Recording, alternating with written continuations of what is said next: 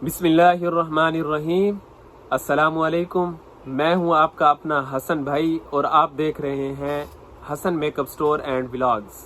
और new viewer से मैं रिक्वेस्ट करना चाहता हूं कि आपने अगर अभी तक हमारे चैनल को सब्सक्राइब नहीं किया तो हमारे चैनल को कर दें सब्सक्राइब और बेल आइकन को कर दें प्रेस। बेल आइकन आपके लिए बहुत ज़रूरी है, क्योंकि अगर आप बेल आइकन को प्रेस नहीं करेंगे तो आपके पास हमारी आवाज़ नहीं पहुंचेगी।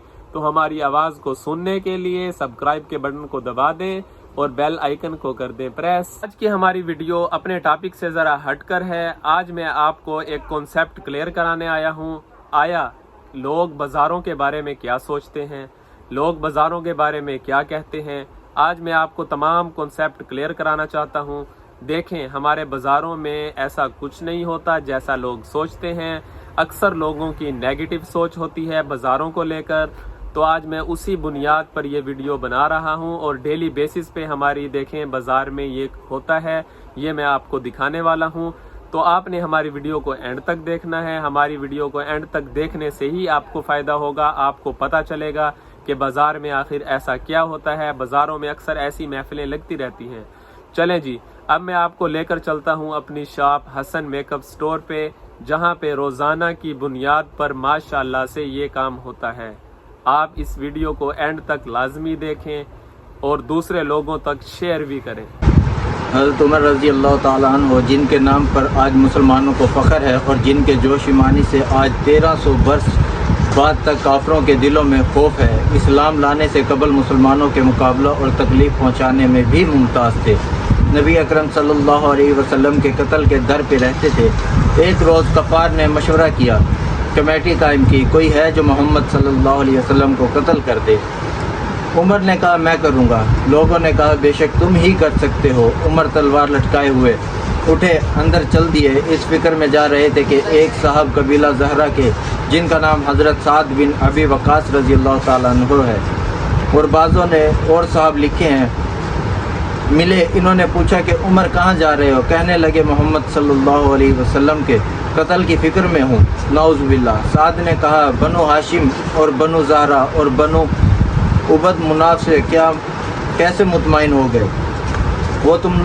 वो तुमको बदले में कत्ल कर देंगे। इस जवाब पर बिगड़ गए और कहने लगे, मालूम होता है तू भी बददीन यानी मुसलमान हो गया, ला पहले तुझी को निपटा दूँ। ये कहकर तलवार सौंत ली और हज़रत साद रज़ी अल्लाह ताला अन्हु ने भी ये कहकर, हाँ मैं मुसलमान हो गया हूँ, और तलवार संभाल ली। दोनों तरफ से तलवार चलने को थी कि हज़रत साद रज़ी अल्लाह ताला अन्हु ने कहा कि पहले अपने घर की तो खबर ले, तेरी बहन और बहनोई दोनों मुसलमान हो चुके हैं। ये सुनना था कि गुस्से से भर गए और सीधे बहन के घर गए। वहाँ हज़रत खुब्बाब रज़ी अल्लाह ताला अन्हु, जिनका जिक्र नंबर 2 पर गुजरा हुआ है, किवाड़ बंद किए हुए इन दोनों मियाँ बीवी को कुरान शरीफ पढ़ा रहे थे। हज़रत उमर रज़ी अल्लाह ताला अन्हु ने किवाड़ खुलवाए। उनकी आवाज़ से हज़रत खुब्बाब रज़ी अल्लाह ताला अन्हु तो जल्दी से अंदर छुप गए और वो सहीफ़ा भी जल्दी में बाहर रह गया, जिस पर आयत कुरान लिखी हुई थी। हमशीरा ने किवाड़ खोले। हज़रत उमर के हाथ में कोई चीज़ थी, जिनको बहन के सर पे मारा, जिससे सर से खून बहने लगा, और कहा कि अपनी जान की दुश्मन तू भी बददीन हो गई। इसके बाद घर में आए और पूछा कि क्या कर रहे थे और ये आवाज़ किसकी थी? बहनोई ने कहा कि बातचीत कर रहे थे। कहने लगे, क्या तुमने अपने दीन को छोड़ दिया, दूसरा दीन इख्तियार कर लिया? बहनोई ने कहा, हाँ, अगर दूसरा दीन हक हो तब ये सुनना था कि उनकी दाढ़ी पकड़कर खींची और बेतहाशा टूट पड़े और ज़मीन पर गिरा कर खूब मारा। बहन ने छुड़ाने की कोशिश की तो उनके मुंह पर एक तमाचा इस ज़ोर से मारा कि खून निकल आया। वो भी आखिर उमर ही की बहन थी। कहने लगी, उमर, हमको इस वजह से मारा जाता है कि हम मुसलमान हो गए। बेशक हम मुसलमान हो गए, जो तुझसे हो सके तू कर ले। इसके बाद हज़रत उमर रज़ी अल्लाह ताला अन्हु की निगाह इस सहीफ़ा पर पड़ी, जो जल्दी में बाहर रह गया था, और गुस्से का जोश भी इस मारपीट से कम हो गया था, और बहन के इस तरह खून में भर जाने से शर्म सी भी आ रही थी। कहने लगे, अच्छा मुझे दिखलाओ ये क्या है? बहन ने कहा कि तू नापाक है और इसको नापाक हाथ नहीं लगा सकते। हर चंद असरार किया, मगर वो बेवजू और गुस्ल के देने को तैयार ना हुए। हज़रत उमर ने गुस्ल किया और इसको लेकर पढ़ा اس میں سورۃ طٰہٰ لکھی ہوئی تھی، اس کو پڑھنا شروع کیا اور صلاۃ الذکر تک پڑھا تھا کہ حالت ہی بدل گئی۔ کہنے لگے اچھا مجھے محمد صلی اللہ علیہ وسلم کی خدمت میں لے چلو۔ یہ الفاظ سن کر حضرت خباب رضی اللہ تعالیٰ عنہ اندر سے نکلے اور کہا کہ اے عمر رضی اللہ تعالیٰ عنہ، تجھے خوشخبری دیتا ہوں کہ کل پنج شبہ میں حضور اقدس صلی اللہ علیہ وسلم نے دعا مانگی تھی، یا اللہ عمر اور ابو جہل میں جو تجھے زیادہ پسند ہو اسے اسلام کی قوت عطا فرما۔ یہ دونوں قوت میں مشہور تھے۔ معلوم ہوتا ہے کہ حضور اقدس صلی اللہ علیہ وسلم کی دعا تمہارے حق میں قبول ہو گئی۔ اس کے بعد حضور اقدس صلی اللہ علیہ وسلم کی خدمت میں حاضر ہوئے اور جمعے کی صبح کو مسلمان ہوئے۔ ان کا مسلمان ہونا تھا کہ کفار کے حوصلے پست ہونا شروع ہو گئے، مگر پھر بھی یہ نہایت مختصر جماعت تھی اور وہ سارا مکہ بلکہ سارا عرب اس لیے اور بھی جوش پیدا ہوا اور جلسے کر کے مشورہ کر کے ان حضرات کو ناپید کرنے کی کوشش ہوتی تھی اور طرح طرح کی تدبیریں کی جاتی تھی۔ تاہم اتنا ضرور ہوا کہ مسلمان مکہ کی مسجد میں نماز پڑھنے لگے۔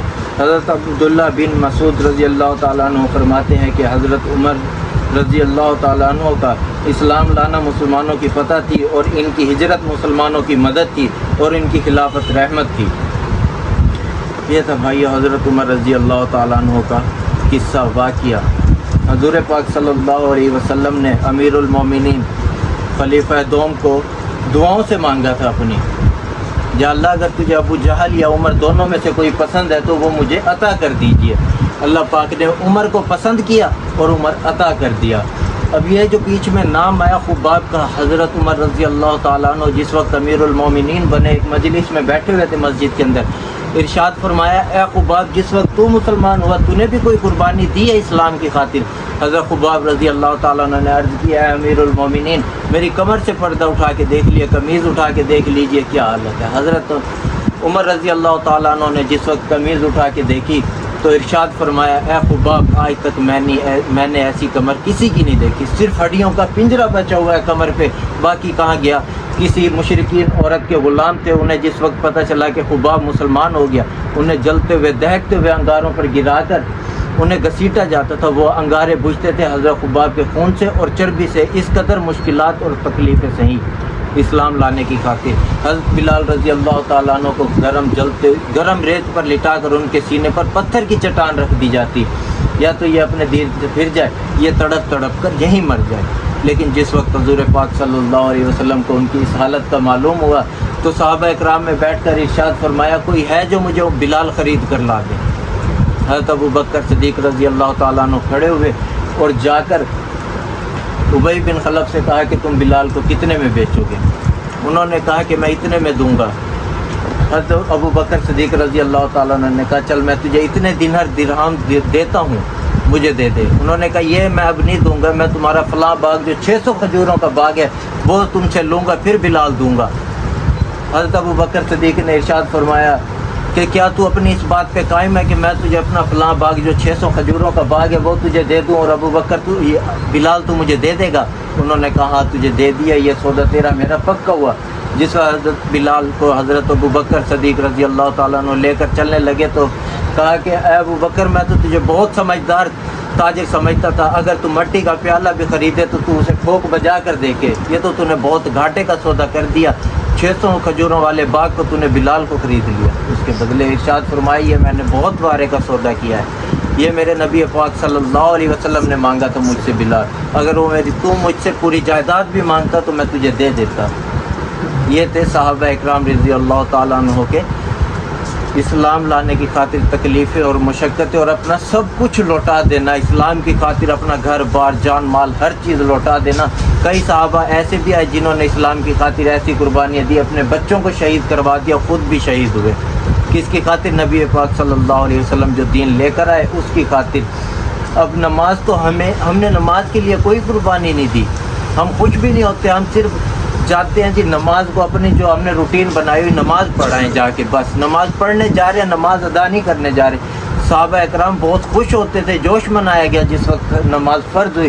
کیوں منایا گیا؟ ارشاد فرمایا صحابہ نے ایک دوسرے کو مبارک دی کہ نماز ہم پہ فرض ہو گئی، اللہ پاک سے براہ راست لینے کا ذریعہ مل گیا، اللہ پاک سے براہ راست باتیں کرنے کا ذریعہ مل گیا۔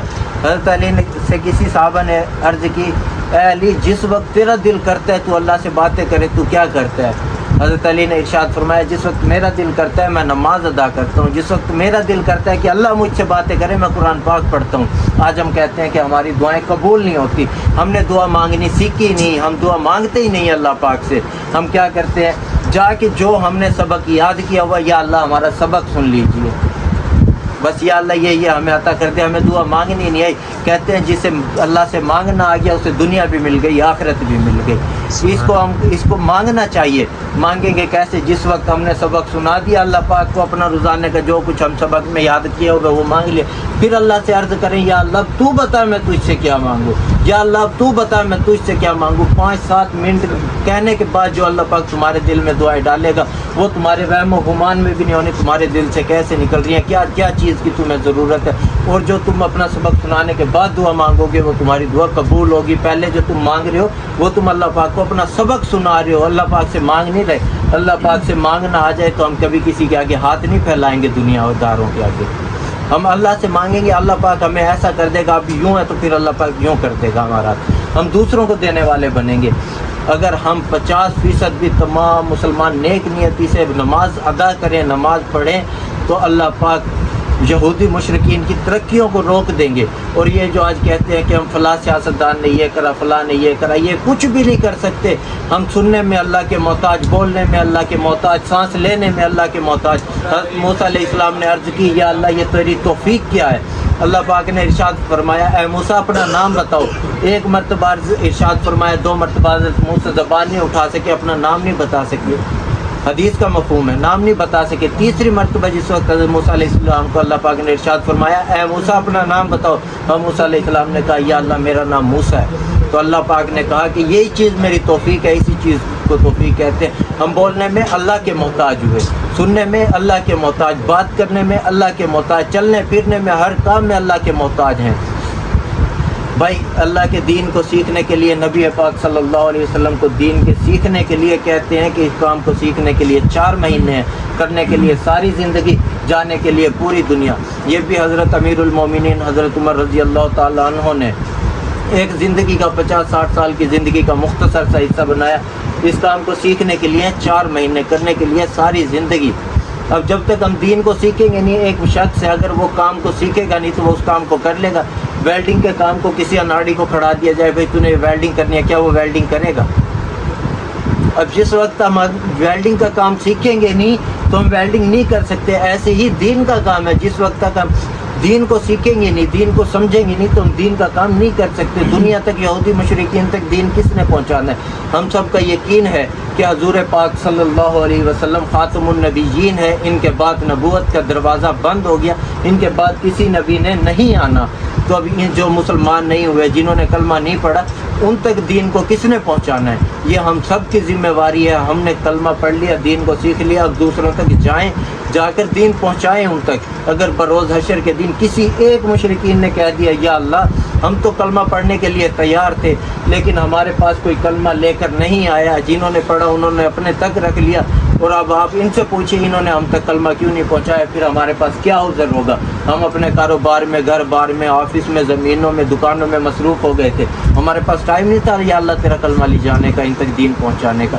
یہ ہمارا عذر نہیں چلے گا، کیونکہ اللہ پاک نے ارشاد فرما دیا جس وقت بچہ ماں کے پیٹ میں ہوتا ہے کہ اس کو میں نے اتنا رزق عطا کر دیا، اتنی زندگی عطا کر دی، اتنا سانس عطا کر دی، اتنا پانی عطا کر دیا، نہ اس سے کم ایک قطرہ ملے گا، نہ اس سے زیادہ ایک قطرہ ملے گا، نہ اناج کا ایک دانہ زیادہ ملے گا۔ کیوں نہیں ملے گا؟ کیونکہ اللہ پاک نے ارشاد فرما دیا، جو اللہ پاک نے ارشاد فرمایا اس کے حکم کا ارادے کا نام وجود ہے، وہ چیز وجود میں آ گئی۔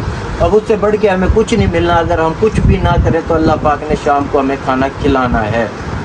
اب جس کام کے لیے اللہ پاک نے ہمیں دنیا میں بھیجا ہے اس کام کو کرنا چاہیے، اور انشاءاللہ اس کام کو سیکھنے کے لیے ہیں 4 مہینے، اس کے لیے انشاءاللہ میرا بھی ارادہ ہے بہت جلد جانے کا، اور آپ سب بھائیوں کا ارادہ ہے نا انشاءاللہ جو کچھ پڑھا سنا اللہ پاک اس پر عمل کرنے کی، دوسروں تک پہنچانے کی توفیق عطا فرمائے۔ آمین۔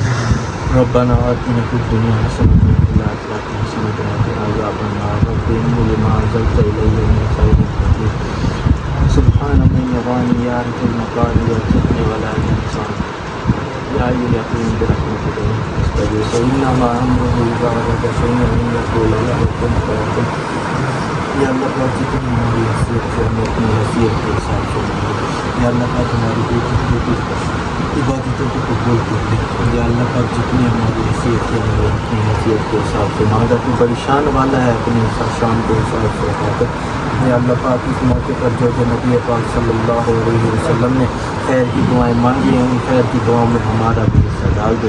یا اللہ پاک جو ہم نے مانگا وہ بھی عطا کر. یا اللہ پاک جو نہیں مانگ سکے وہ بھی عطا کر. یا اللہ پاک تو غفور الرحیم ہے, تو کریم ہے, تو حنان ہے, تو منان ہے. یا اللہ پاک تو ماں سے 70 گنا زیادہ پیار کرنے والا ہے. یا اللہ پاک جو ہماری نیک اور حاجات ہیں, یا اللہ پاک ان سب کو پوری کر دے. یا اللہ پاک جس کے گھر میں اولاد نرینہ نہیں, یا اللہ پاک اس کے گھر میں اولاد نرینہ عطا فرما. یا اللہ پاک جو گھروں میں اسپتالوں میں بیمار ہیں سب کو صحت و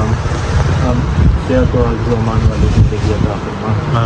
یا اللہ پاک جن کے نصیب میں ہدایت ان کو ہمیں ہدایت عطا فرما. یا اللہ پاک جو میرے مسلمان بہن بھائی بے نمازی ان سب کو نماز پڑھنے کی توفیق عطا فرما. یا اللہ پاک کی توفیق ہدایت تو ہی دے سکتا ہے, تیرے علاوہ کوئی نہیں دے سکتا. یا اللہ پاک ہم تجھ سے ہی مانگنے والے ہیں, تجھ سے ہی مانگتے ہیں. اگر تجھ سے نہ مانگے تو اور کس سے مانگے تو ہی بتا. یا اللہ پاک تو عطا کرنے والا عطا کر دیجیے. جب اللہ ان محمد اما ہوا.